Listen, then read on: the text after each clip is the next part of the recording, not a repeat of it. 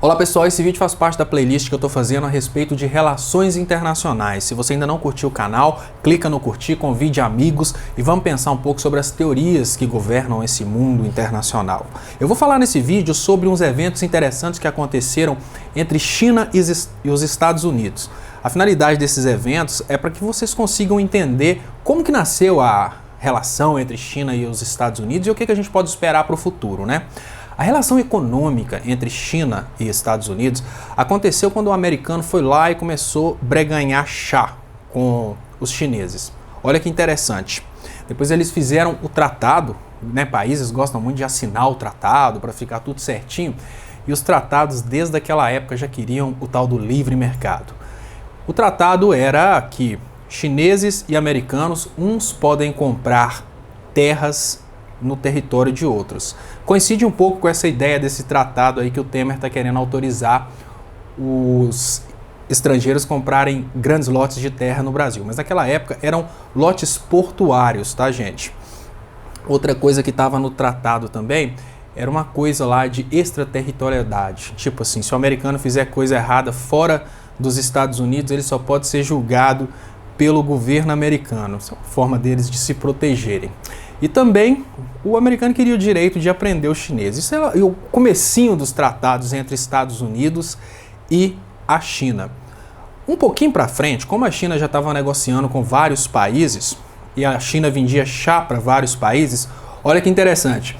O mundo ocidental que a gente tanto admira queria pagar os chineses com ópio. Eles queriam ir na China, comprar chá e pagar os chineses com ópio. É mais ou menos assim. Os Estados Unidos agora vão comprar minério e vão comprar grãos no Brasil e vão pagar a gente com cocaína. Isso é só um exemplo, tá? Mas é uma coisa que pode fazer pouco sentido hoje, mas eles fizeram isso no passado. Em especial os britânicos. Aí começou a tal da guerra do ópio, que eles estavam começando a pressionar a China para aceitar o pagamento dos produtos que a China vendia para fora, recebendo pagamento em ópio.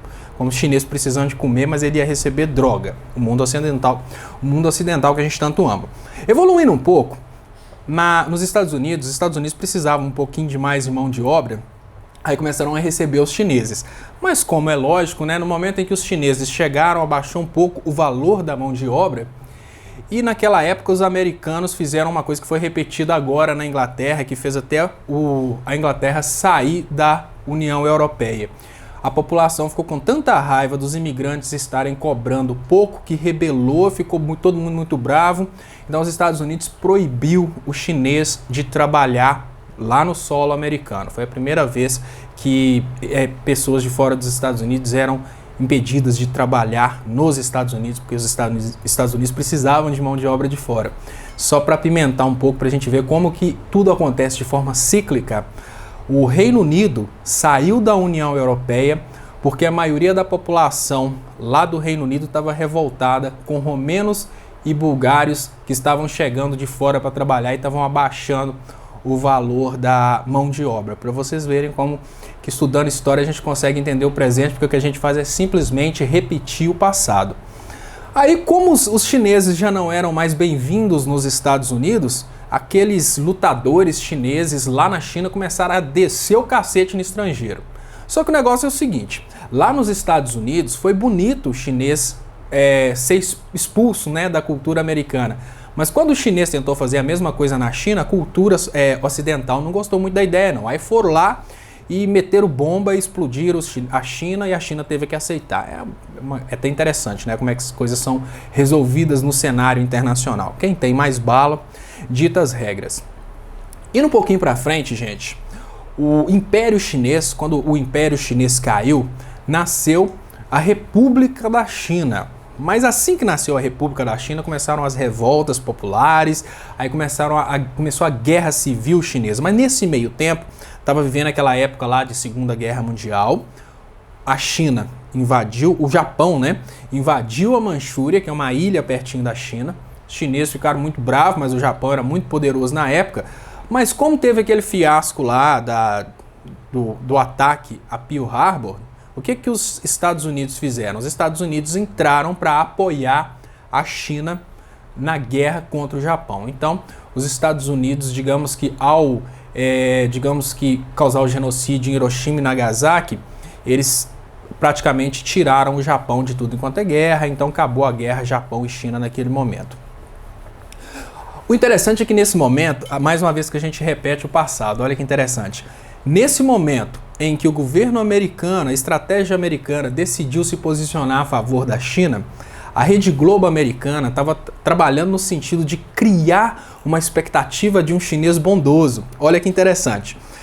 A Rede Globo americana precisava convencer o povo dos Estados Unidos que o japonês precisava morrer. Hoje, as emissoras ao redor do mundo, elas convencem a população que o povo do Islã é um povo cruel que precisa ser exterminado. Na época da Segunda Guerra Mundial, quando os Estados Unidos provavelmente já estavam planejando fazer o genocídio em Hiroshima e Nagasaki, eles precisavam ganhar apoio popular. Então as emissoras de televisão naquela época, os veículos de mídia daquela época, já criavam na cabeça do povo aquela expectativa, aquela ideia de que o japonês era um ser cruel, um ser maligno, porque aí quando eles decidiram realmente aniquilar o Japão e se posicionar no lado da China, o povo americano, que antes não gostava de chinês porque o chinês joga o salário para baixo, já estava amando o chinês e detestando o japonês. Então todo mundo adorou provavelmente o genocídio de Hiroshima e Nagasaki. Então, dando sequência, né? Relacionamento entre China e Estados Unidos. Nesse momento, os Estados Unidos apoiaram a China, o chinês já devia estar gostando um pouquinho de americano, mas não foi bem assim não. Acabou a Segunda Guerra Mundial, o povo que não gostava muito de passar fome fez a revolução, né, da Guerra Civil, a Revolução Comunista. E nesse momento da Revolução Comunista, os chineses que eram a favor do comunismo ficaram na Ilha Maior e expulsaram os chineses capitalistas para Taiwan. Aí que entra a parte, digamos que mais apimentada da história. Como a China virou comunista, ela ficou mais ou menos ligada ao bloco da União Soviética, né? Já os Estados Unidos, por ideologia capitalista, começou a apoiar desesperadamente o crescimento de Taiwan. Qual que era a intenção por detrás disso? Primeiro, ter um polo militar dentro praticamente da China, porque colocando arma nuclear em Taiwan, automaticamente você tem condição de explodir a China com mísseis de curto alcance. E a segunda coisa é crescer Taiwan economicamente, exatamente para que todo chinês que conhece alguém de Taiwan consiga ver que o capitalismo é maravilhoso, o capitalismo gera muita riqueza, o capitalismo consegue realmente transformar a qualidade de vida das pessoas. Então, os Estados Unidos começou a construir Taiwan de uma forma bem acelerada, principalmente para humilhar a China, e nesse meio tempo também aconteceu a Revolução da Coreia, né? Aquela briguinha lá entre a parte comunista da Coreia e a parte socialista, a parte comunista e a parte capitalista da Coreia. Só que quando a parte comunista, a Coreia do Norte, invadiu a parte capitalista, a Coreia do Sul, o quebra-pau não ficou entre os coreanos. Esses Estados Unidos, como são sempre os salvadores da pátria, aquele país que preza pela autodeterminação dos povos, invadiu e se posicionou do lado capitalista. Se posicionou do lado da Coreia do Sul e nesse momento a China também entrou na guerra. Então a guerra da Coreia se estendeu e a gente tem o que a gente tem até hoje. A parte do norte não é reconhecida pelos países do ocidente, então a Coreia do Norte não pode fazer negócio com o mundo capitalista. Mas a Coreia do Norte faz negócio com a China até hoje. Já a parte do sul é a parte que recebeu pesados investimentos dos Estados Unidos, exatamente porque eles precisavam mostrar para a Coreia do Norte que o modelo capitalista é melhor. Então, digamos que a Coreia do Sul foi subsidiada pelo capitalismo exatamente para humilhar a Coreia do Norte. Particularmente, eu acho que o comunismo é um sistema político que não funciona, tá, gente? O indicador econômico do capitalismo, que é produzir de acordo com o que a população pede, de acordo com o que a população demanda, é uma coisa, digamos que, insubstituível na produção. Mas o que a gente não pode fazer é tentar se iludir achando que tanto a Coreia do Sul quanto Taiwan cresceram simplesmente por causa do capitalismo. Elas foram subsidiadas por países capitalistas exatamente para criar o desejo pelo capitalismo no coração daquelas pessoas dos países vizinhos e também criar esses polos de contra-ataque de guerra, né? Os Estados Unidos têm um polo na Coreia do Sul para ameaçar a Coreia do Norte e ameaçar a China, assim como os Estados Unidos têm Taiwan lotada de mísseis nucleares para ameaçar a China na hora que eles quiserem. Então, como o sistema comunista não funciona em termos de produtividade, é um sistema muito complexo para funcionar em termos de produtividade. Por outros motivos, eles tentaram industrializar a China, volta de 1960, deu errado, muita gente morreu de morte. Muita gente morreu de morte, né? Muita gente morreu de fome, e essa história aí, inclusive, se alguém quiser ver bem dramatizada mesmo, eu não sei quantas pessoas morreram, mas se você quiser ver essa história contada falando que 1 quadrilhão de pessoas morreram, é só ver os vídeos do Olavo de Carvalho, que ele fala o comunismo matou 1 quadrilhão de pessoas. Mas então, o que acontece? Os Estados Unidos começaram a se aproximar da China. De alguma forma ou de outra, eles começaram a se aproximar. A finalidade não era porque os Estados Unidos queriam bem da China. A finalidade é que os Estados Unidos queriam enfraquecer o bloco socialista, que é o bloco que eles não tinham a influência, digamos que a influência econômica. Os Estados Unidos não estão afim de necessariamente melhorar a vida de ninguém. O que eles querem é mercado consumidor e mercado produtor. Eles querem alguém para produzir matéria-prima e alguém para consumir os industrializados. Eles querem manter esse sistema de capital, digamos que vazando de local para local, e aqueles que controlam os Estados Unidos querem, de certa forma, ter o controle de toda a produtividade do mundo. Então, nesse sentido, o Nixon se aproximou do Mao, e eles bateram aquele papo lá e a coisa começou, de certa forma, a relaxar. E a China começou a caminhar em direção a uma espécie de socialismo de mercado, então capitalismo social. Aos poucos, a propriedade privada começou a ser aceita pela China. Só que a China tem uma coisa que, digamos que os Estados Unidos têm pouco e o Brasil tem muito. Né? Vamos inverter. A China tem uma coisa que o Brasil não tem nada, os Estados Unidos têm pouco, que é o nacionalismo, que é investir na sociedade, conscientizar a sociedade que eles são chineses. Apesar de que a China hoje ela tem um sistema de mercado, esse sistema de mercado acaba sendo um pouco nacionalista. Ele é um pouco nacionalista no sentido que ele não deixa qualquer tipo de material anti-China entrar na China. Por exemplo, uma confusão que aconteceu no passado. Os ocidentais queriam cristianizar, né? Queriam espalhar o cristianismo para os chineses. Um cristão, um fiel, enxerga isso como uma forma de salvar a alma dos chineses. Mas qualquer político, qualquer pessoa que sabe de estratégia, entende muito bem que a ideia de colocar todo chinês como um cristão é, de certa forma, ter controle sobre aqueles chineses. Quando a gente para pensar, grande parte dos eleitores brasileiros, grande parte da opinião pública brasileira hoje é controlada por um pequeno número de pastores. Então, se você tem fé em Deus, o pastor desses pastores políticos, eles não têm fé em Deus. O negócio deles é muito simples. É simplesmente ter um número de pessoas em cima das quais ele tem influência. Então, a intenção daqueles ocidentais que queriam entrar na China e divulgar a religião cristã é muito clara. O que eles queriam era, de certa forma, criar uma hierarquia para que depois, no futuro, eles falassem: olha, o pastor tal falou que a China tem que fazer isso. E automaticamente todos os fiéis cristãos chineses iriam seguir aquilo. Como os imperadores chineses, como os governantes chineses, eles sempre souberam a finalidade política da religião, eles não aceitaram. E isso acaba acontecendo até hoje. Porque essa cultura ocidental, todo esse enxame de dominações ocidentais não são bem aceitas na China até hoje. E isso deu certo, porque isso fez a China crescer bastante. Digamos que foi um dos poucos países que realmente conseguiu lutar contra a desigualdade social, apesar de que continua sendo um dos países onde a gente tem a maior quantidade de desigualdade social. Então, o que aconteceu, né?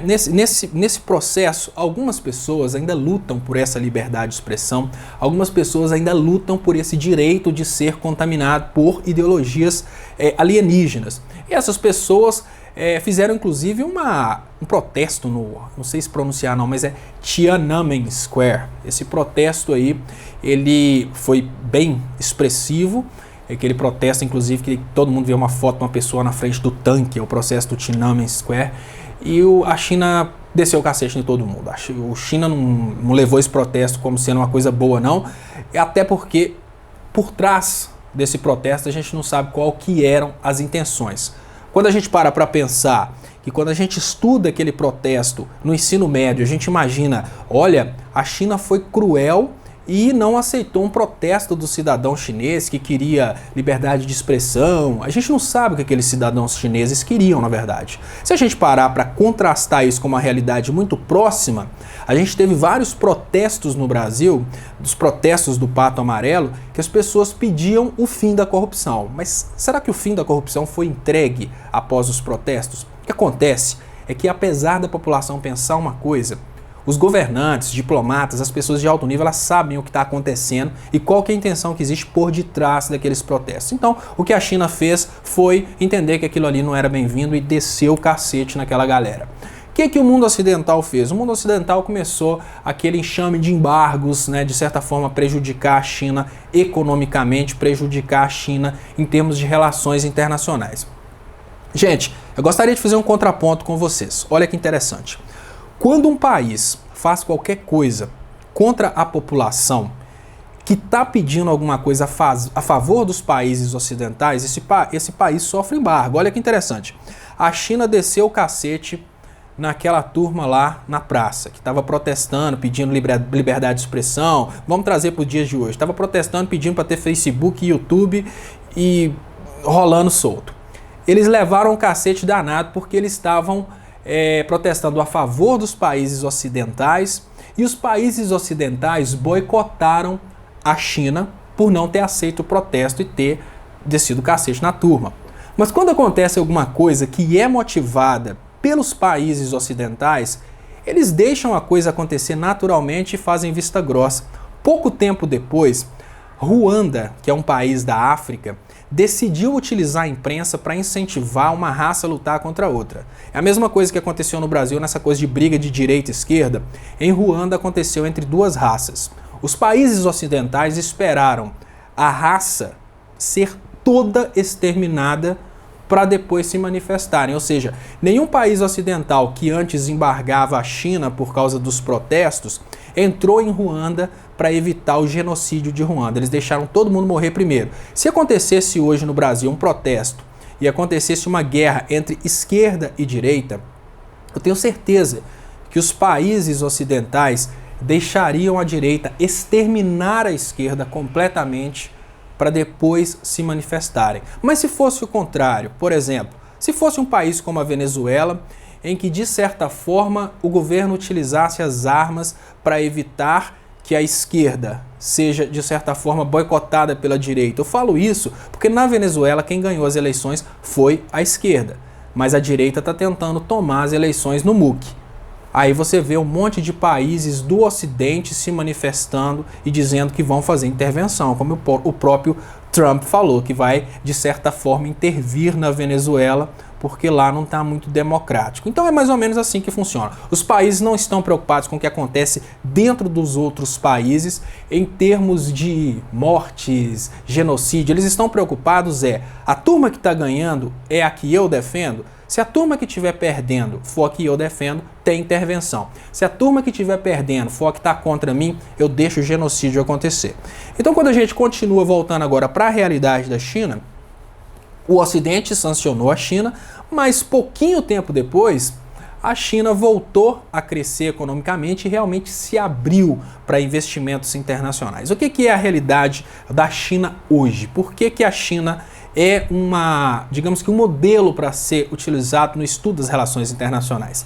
A China é um dos países que mais cresce no mundo, a China se industrializou e agora a China é o maior credor dos Estados Unidos, a China é a segunda maior economia do mundo, a China é o maior exportador do mundo e a China está cada vez mais investindo em armamentos.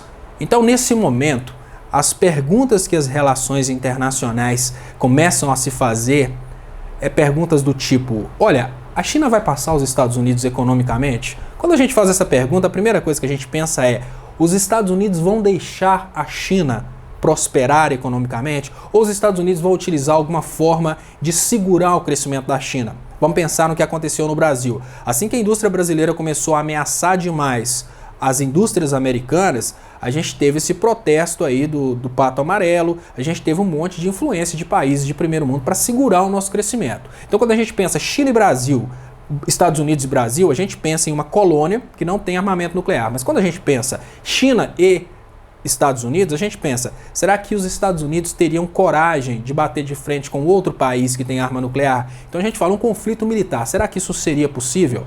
Será que a China, crescendo militarmente, ela vai tentar pegar áreas de influência ao redor dos Estados Unidos? Porque os Estados Unidos têm vários países como áreas de influência exatamente para causar medo na China. Tem Taiwan, tem aquela regiãozinha toda lá, tem Coreia do Sul, são países onde os Estados Unidos têm não apenas grandes empresas, como tem também o exército americano, tem forças armadas americanas lá com tecnologia nuclear. Será que os Estados Unidos vão continuar comprando da China para a China continuar crescendo e assumir a ponta da economia mundial? São perguntas que a gente precisa analisar com os olhos nas teorias econômicas, que são modelos abstratos que eu vou trazer aos poucos nos próximos vídeos dessa playlist. Por isso eu gostaria de convidar você para curtir, convidar amigos para curtirem também e compartilhe. Vamos discutindo aqui as teorias das relações internacionais sem pensar demais na parte romântica das relações internacionais. Muito obrigado, até o próximo vídeo e até mais.